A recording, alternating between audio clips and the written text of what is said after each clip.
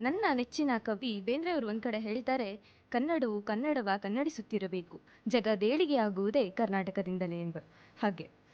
ಅದೇ ರೀತಿ ಎಲ್ಲ ಕವಿ ಪರಂಪರೆಯ ಹಾಗೂ ಕನ್ನಡ ಪರಂಪರೆಯ ಎಲ್ಲ ಕವಿವರ್ಯರನ್ನು ಮನದಲ್ಲಿ ನೆನೆಸುತ್ತಾ ನನ್ನ ಈ ಕನ್ನಡ ಗೀತೆಯನ್ನು ನಾನು ಎಲ್ಲ ಕನ್ನಡ ಮನಸ್ಸುಗಳಿಗೆ ಕನ್ನಡಿಗರಿಗೆ ಅರ್ಪಿಸುತ್ತೇನೆ. ಹಿಂಗಾದ್ರೆ ಹೆಂಗೆ ಸ್ವಾಮಿ ಕನ್ನಡದುದ್ಧಾರ, ಭಾಷೆ ಬಳಸಿ ಬಳಸಿ ಮಾಡ್ಬೇಕು ನಾವೇ ಕನ್ನಡ ಸಿಂಗಾರ. ಹಿಂಗಾದ್ರೆ ಹೆಂಗೆ ಸ್ವಾಮಿ ಕನ್ನಡದುದ್ಧಾರ, ಭಾಷೆ ಬಳಸಿ ಬಳಸಿ ಮಾಡ್ಬೇಕು ನಾವೇ ಕನ್ನಡ ಶೃಂಗಾರ. ಚಳುವಳಿ ಮಾಡಿದ್ರೇನು, ಘೋಷಣೆ ಕೂಗಿದ್ರೇನು, ಧರಣಿ ಕೂತ್ರೂ ಪ್ರಾಣನೂ ಬಿಟ್ರು ಸರಿಯೇ. ಹಿಂಗಾದ್ರೆ ಹೆಂಗೆ ಸ್ವಾಮಿ ಕನ್ನಡದುದ್ಧಾರ, ಭಾಷೆ ಬಳಸಿ ಬಳಸಿ ಮಾಡ್ಬೇಕು ನಾವೇ ಕನ್ನಡ ಶೃಂಗಾರ.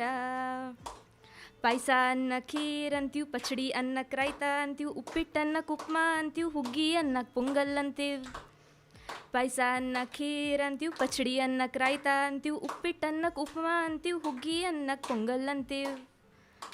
ಸಾರು ಅನ್ನಕ್ಕೆ ರಸಮ್ ಅಂತೀವ್, ರೊಟ್ಟಿ ಅನ್ನಕ್ಕೆ ರೋಟಿ ಅಂತೀವ್, ಹುರುಳಿಕಾಯಿಗೆ ಬೀನ್ಸ್ ಅಂದು ಪಲ್ಯ ಅನ್ನಕ್ಕೆ ಕರಿ ಅಂತೀವ್.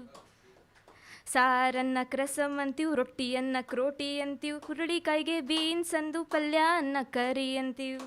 ಕನ್ನಡದಲ್ಲಿ ಪದವಿದ್ರೂ ಬಳಸೋಕೆ ಹಿಂಜರಿಕೆ, ಕನ್ನಡದಲ್ಲಿ ಪದವಿದ್ರೂ ಬಳಸೋಕೆ ಹಿಂಜರಿಕೆ, ಹಾತೊರೆಯದೆ ತಕ್ಕೆ ಪಕ್ಕದ ಮನೆ ಕಹಳಕ್ಕೆ, ಯಾಕಣ್ಣ ಯಾಕಮ್ಮ ಯಾಕ್ಲೆ ತಮ್ಮ. ಹಿಂಗಾದ್ರೆ ಹೆಂಗೆ ಸ್ವಾಮಿ ಕನ್ನಡದುದ್ಧಾರ, ಭಾಷೆ ಬಳಸಿ ಬಳಸಿ ಮಾಡ್ಬೇಕು ನಾವೇ ಕನ್ನಡ ಶೃಂಗಾರ.